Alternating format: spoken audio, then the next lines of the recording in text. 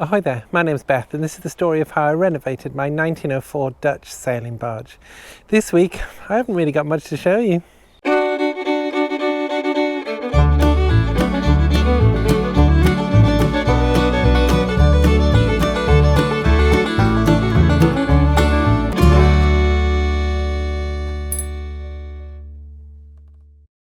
So since I did the update video last week, I've only really had the weekend to do some work and that's been really busy, so I didn't actually get any done. So I haven't really got a lot to show you this week, but as I said, I want to keep on doing these videos. I want to do a video every week, and it does encourage me to get going on the project. It's so easy just to kind of ignore it and do something else. So, and we really got stuff to do. So this week, I made, the only thing really I did was make a shoreline cable, and it's not a cable that I need yet, but at least by making the cable, it means that I got some of the cable out of the boat.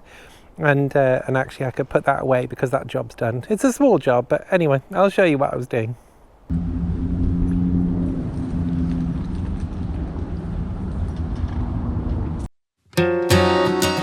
So this is the HO7RN cable that I've got to replace this Arctic Blue cable. Originally I wired the boat up with this Arctic Blue cable, and the electrician at the time that I was speaking with said it was probably okay, but since then I have spoken to another electrician who says that it might be a bit of an issue with my type of spray foam. The outer cover of the blue cable can interact a bit poorly with the type of spray foam I've got.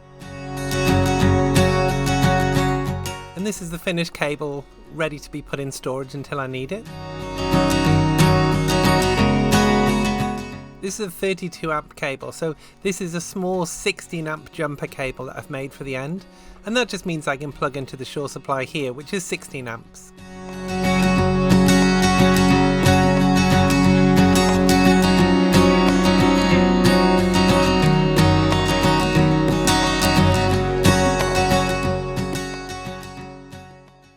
You might also notice that there's a slightly different boat there, but you also, if you've been watching the videos for some time, you would recognize that the boat is from the other corner, and she's actually here just for a little while because one of the other boats has gone out, and they've gone up to the yard to get some extra work done. So I actually went along with the owner of the boat and a small crew to take it up to the yard. So this is that journey.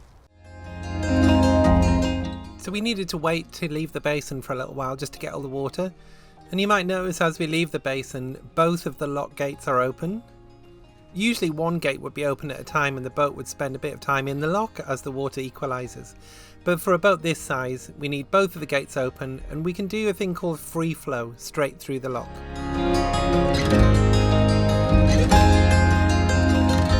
This is a bit further up the river and we're just approaching Kew Rail Bridge. You might be able to see the Piccadilly line trains travelling over the top.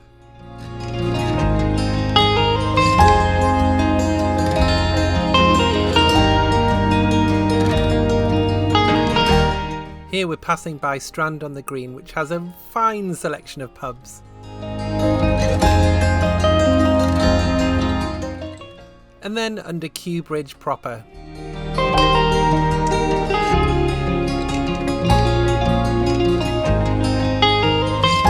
I think the river looks absolutely beautiful here. It's like another world. You can't really believe it's actually London.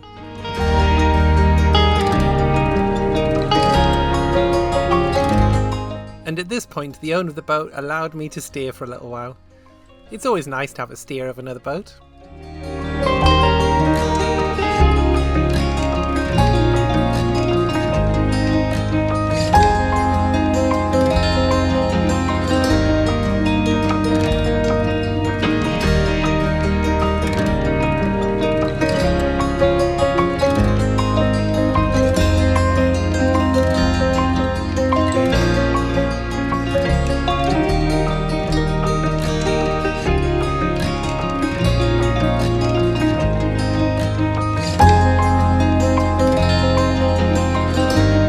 You might recognise this yard as well, as we spend a lot of time in here, but thankfully it's not my boat being in here this time.